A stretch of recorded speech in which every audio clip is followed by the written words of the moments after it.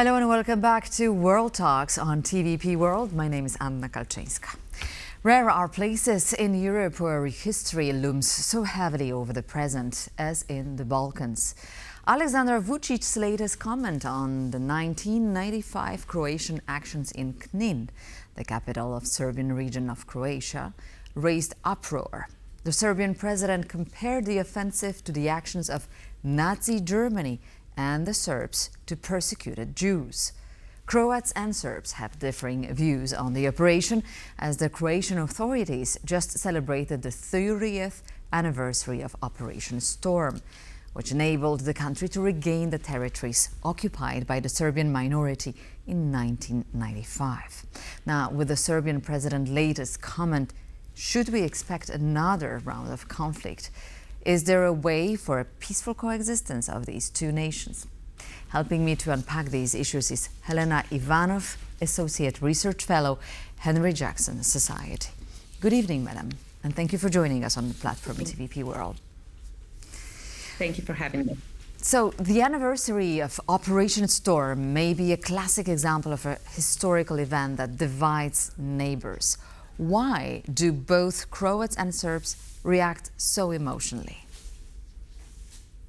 Well, I think this is one of the biggest, most important points in the war that raged across the former Yugoslavia for a decade. Operation Storm is what effectively ended the Croatian War of Independence that started in 1991. So from Croatian point of view, this operation is seen as a major success. It put an end to a war and ultimately helped Croatia regain all the territories that it lost to the Serbian forces back in 1991. And it is remembered as such.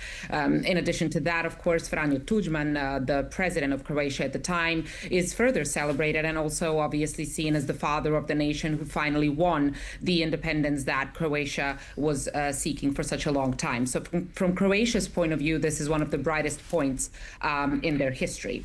However, that is obviously not the full picture, which is why the Serbian side tells a very different story. From the Serbian point of view, this is an episode of ethnic cleansing, an episode in which over 200,000 people were forced to flee their homes, many of whom were children, many of whom were women, many of whom were also civilians, with only a fraction of those people being allowed to come back. So this event is basically commemorated in two completely different and mutually exclusive way in the two countries. And I think that that event itself is very reflective of the broader problem in the region, which is that neither side, neither Croatia nor Serbia, not even Bosnia, to put them into this equation as well, has really dealt with the legacy of the 1990s and with crimes and atrocities that the respective armies of these countries have committed, which is why a single event can be perceived so radically different in Serbia and in Croatia. Absolutely. So what happened to those who fled, to those 200,000? Where did they go?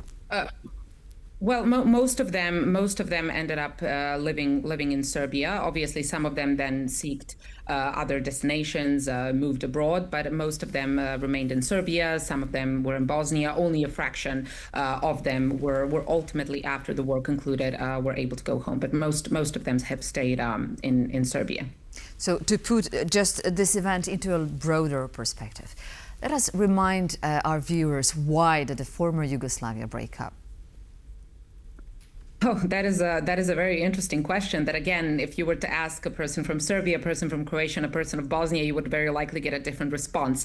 But I think, to put it very simply, Croatia and Bosnia and Slovenia ultimately wanted to secede from Yugoslavia and gain independence, whereas Serbia and at the time Montenegro wanted to basically keep the federation together. Particularly, the problem in Croatia was that in 1991, when Franjo Tuđman wanted to, secede from Yugoslavia, and ultimately they did in June of 1991, Croatia had over 600,000 Serbs who lived in Croatia who didn't want Croatia to secede and become independent. And in a scenario in which something like that was to happen, those Serbs wanted to secede from Croatia and join rump Yugoslavia. Ultimately, this triggered a conflict in Croatia. Later on, a very similar scenario has occurred in Bosnia, and that takes us to a 10 years long violent history of the former Yugoslavia. But I think, the important thing is that Nowadays, and I don't think that there is a political will in either of the three countries, and I don't unfortunately see a scenario in which such political will come anytime soon.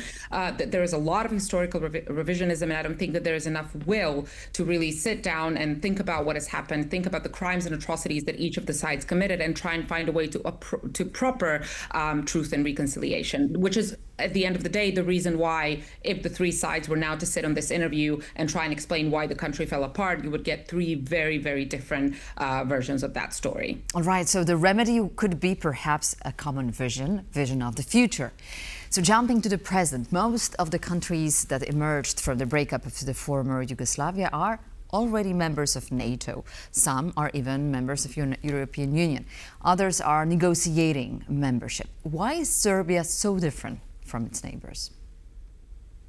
Well, I think that when it comes to NATO, the legacy of the 1999 NATO bombing of the former Yugoslavia is something which keeps the support for joining NATO extremely low. I think over the last few decades, over the last few years, when the polling has been conducted, the support to join NATO has never went over 5%. I do not see that scenario changing anytime soon. And subsequently, I do not think Serbia will be joining NATO. It is extremely unpopular, and the memories of the 1999 bombing is something that lives very strongly with the people of Serbia.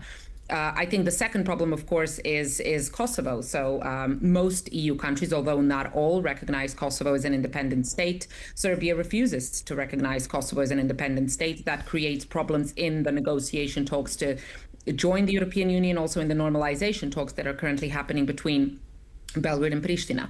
I also think that in the last few years, the will to join the EU has substantially decreased in Serbia for multiple different reasons. So for one, there's obviously a group of people who perceive the international community as biased against Serbia, especially in the context of the 1990s. And, whilst obviously that is massively overstated, for example, the fact that a lot of members of the international community have remained silent on a concert, on the concert hosted by Thompson, who is a Croatian singer who chanted Ustaše and Nazi slogans during his concert, is something that feeds into this idea that other countries in the former Yugoslavia can get away with things that Serbia cannot get away with.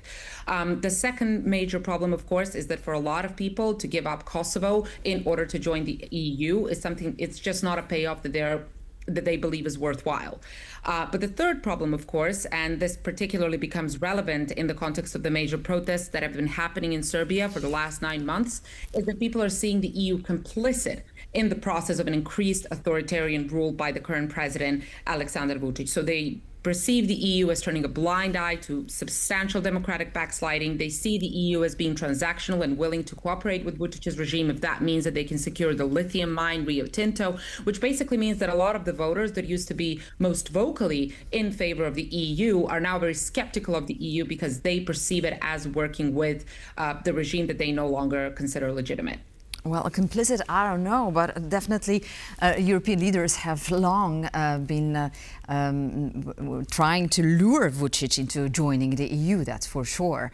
So anyway, what do you expect is coming to happen in the next months or years in Serbia? And what can we expect also in the region?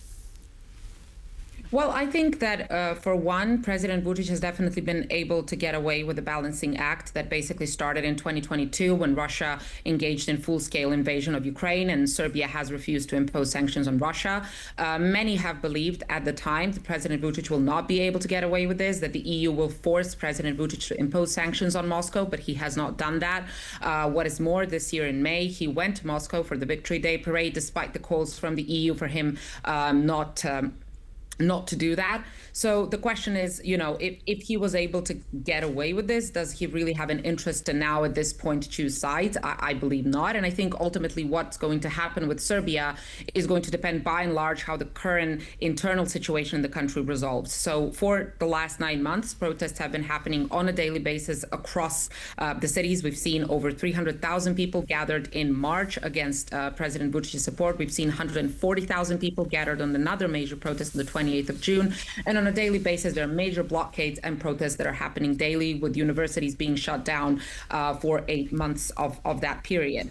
The students at the moment, alongside the citizens who have joined the protests, are demanding snap elections. And some research suggests that if the elections were called tomorrow, President Vučić potentially would not necessarily win. There are also conflicting research with that, but their methodology remains dodgy. So I think that if President Vučić was to call for elections right now, if we were really to see the Serbian Progressive Party lose in those elections, there is a lot of space there opening in terms of like Serbia's foreign policy changing.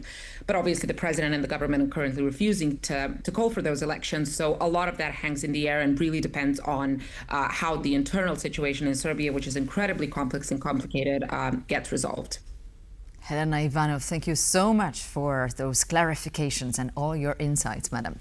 Thank you and see you soon. And thank you for watching World Talks here on TVP World. I'm Anna Kalczyńska. See you soon.